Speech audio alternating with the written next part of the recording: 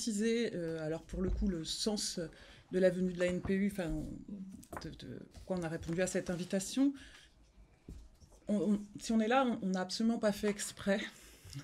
L'Agence nationale de psychanalyse urbaine, au départ, c'est une démarche artistique qui a été créée il y a 10 ans, qui n'avait pas l'intention de poser forcément un regard sur le territoire, mais plutôt, enfin si, un regard sur le territoire, mais en tout cas qui n'avait pas vocation à devenir des diagnostiqueurs ou des experts, en tout cas, de la fabrique de la ville.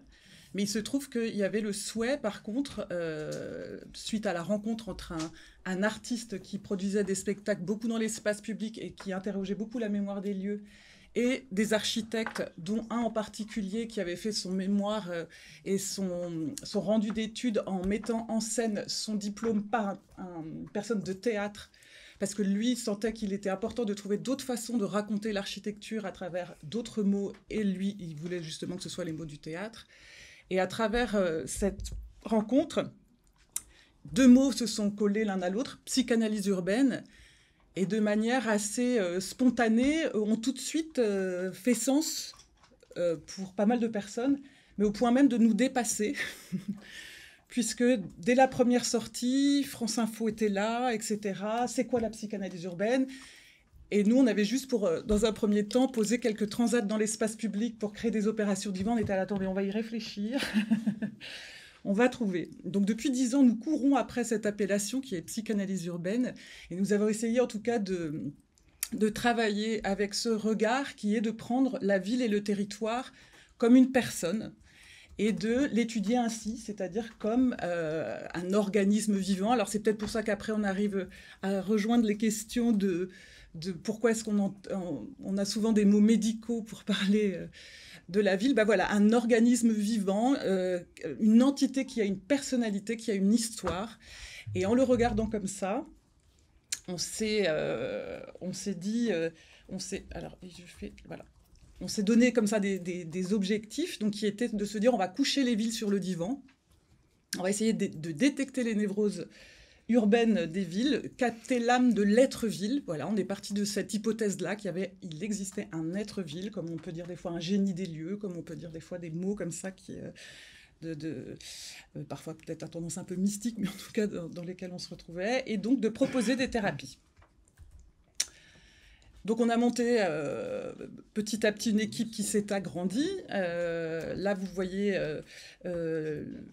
l'équipe à peu près au complet, avec des compétences et des parcours assez différents. Là, on a 3 architectes dans l'équipe. Laurent Petit, qui était ingénieur et ensuite artiste. Moi, qui ai fait de la sociologie et puis de la conception de projets culturels, etc. Et notre 4L, qui a sillonné avec nous les campagnes, puisqu'on avait besoin d'avoir un marqueur qui nous permettait aussi de rendre accessible, parce que ce mot, évidemment, psychanalyse urbaine, pouvait aussi porter une dimension un peu effrayante. Et donc, on a étudié plus ou moins en profondeur, pas loin d'une centaine de villes et de territoires aujourd'hui, avec parfois des flash thérapies, mais en tout cas, souvent, quand même, on a passé un petit peu de temps. Alors, à la fois des territoires ruraux, on a sillonné la Camargue, on a sillonné le Bocage virois, on a été dans des petites villes comme Parthenay, en donnant des noms, des titres un petit peu accrocheurs comme Parthenay particulier, ou comme Flers-la-Piste, enfin Béthune, Terrilan-la-Demeure. Donc voilà, plusieurs opérations comme ça où on ne se cachait pas sur l'humour qu'on utilisait pour aborder ça, mais par contre avec une démarche, une méthodologie qu'on essayait de faire sérieusement, c'est-à-dire qu'on a à chaque fois vraiment enquêté en rencontrant le maximum d'experts, d'historiens, d'urbanistes, de responsables du monde économique, etc. Et on a, ça j'y reviendrai, donc on a monté une enquête. Et dans cette enquête, on passe vraiment du temps, on passe du temps dans les archives, et ça nous permet d'essayer de comprendre comment est-ce que le territoire a traversé... alors, je vous mets un petit peu tout en même temps, excusez-moi, c'est pas très construit tout ça. Ça, c'est nos opérations divan. Donc voilà, cette enquête, on rencontre les experts. Ensuite, nous menons des opérations divan. Donc là, c'est un moment où, en fait, on pose nos transats dans la ville. Et on pose des questionnaires poétiques. Donc on va demander si votre ville était un fruit, si votre ville avait des parents, qu'est-ce que votre ville voudrait pour son anniversaire, ville ou territoire, en sachant qu'à chaque fois le sujet, c'est aussi une façon de l'interroger. On s'est rendu compte dans des endroits que les personnes allaient se sentir d'un quartier, d'une région, d'un pays. Et donc avec le commanditaire, on a cerné le sujet.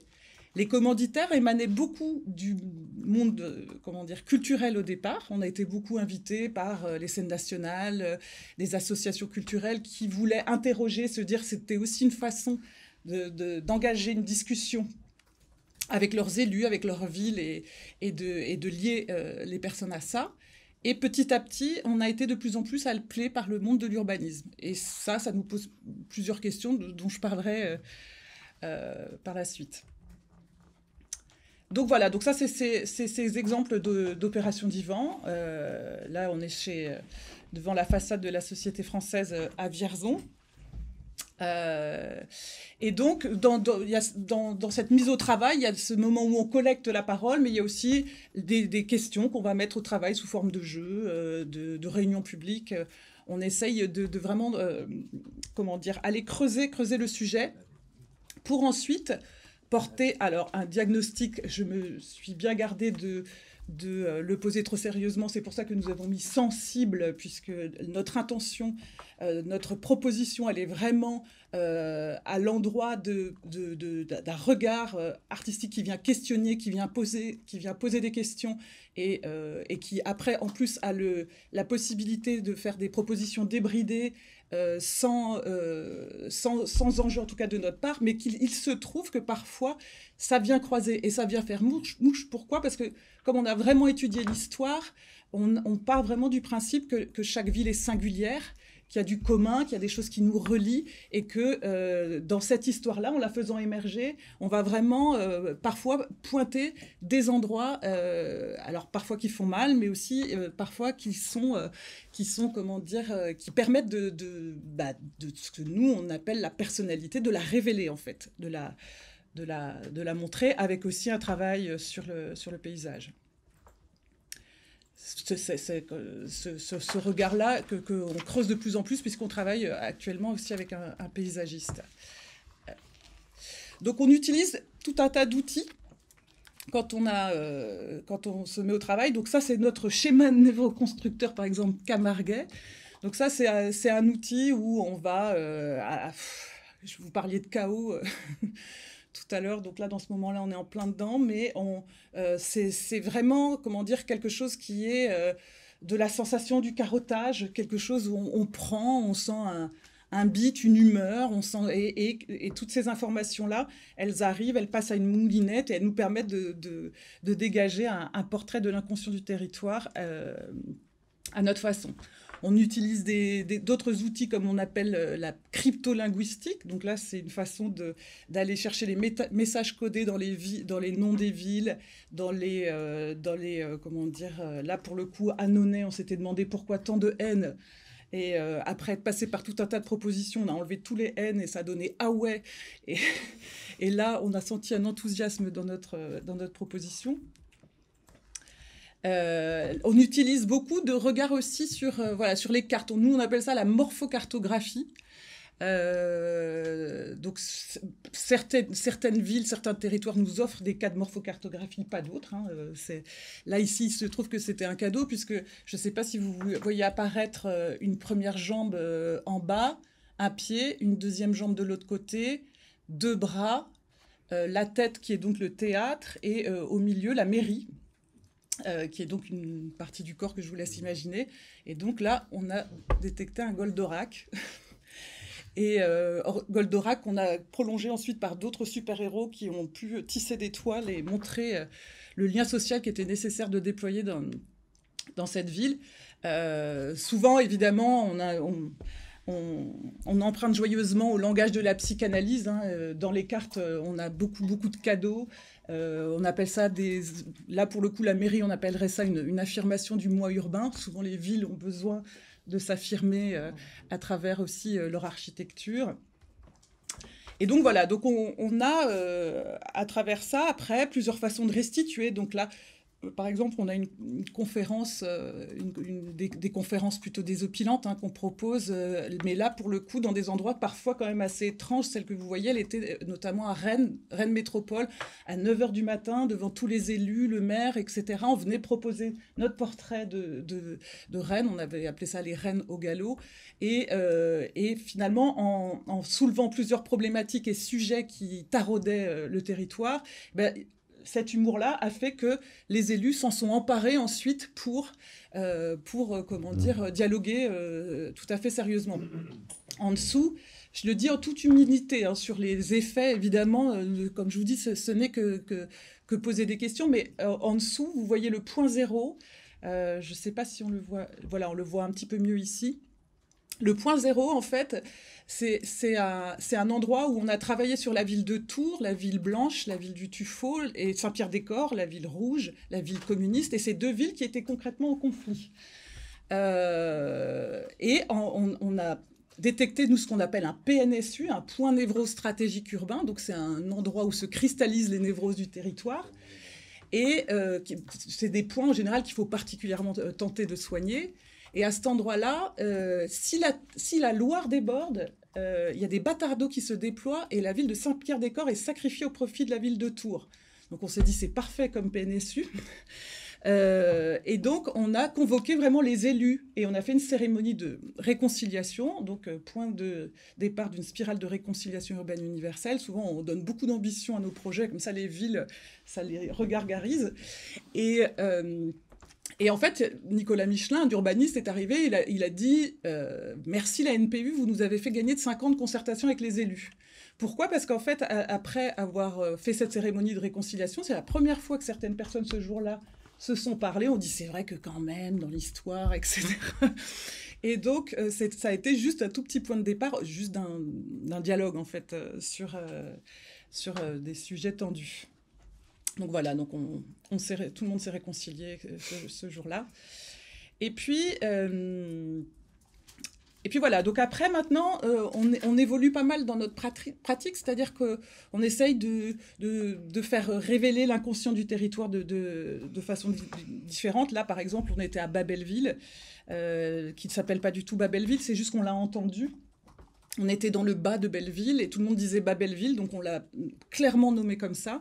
Et on a fait tout un marquage au sol, en fait, où nous, on a détecté des pépites du quartier. Et là, pour le coup, on a vraiment travaillé sur l'histoire, en rencontrant aussi des urbanistes, etc., sur qu'est-ce qui avait pu marquer en profondeur la présence de l'eau, des parcours comme ça importants, et puis la croissance aussi, puisque comme on prend le territoire comme une personne, on peut aussi la regarder vraiment dans son développement, dans sa croissance, dans ce qui l'empêche de grandir, dans des choses comme ça. Et donc, proposer de traiter des points, comme là, le feng shui du quartier, où on a travaillé avec une sourcière qui avait été détecter des points comme ça, forts dans le quartier. Et donc, en pointant comme ça des endroits, voilà, ici, là, on nommait un moment d'histoire fort, où, à cet endroit-là précis, Paris et Belleville se sont dit oui sur ce banc. Donc, c'est une façon de...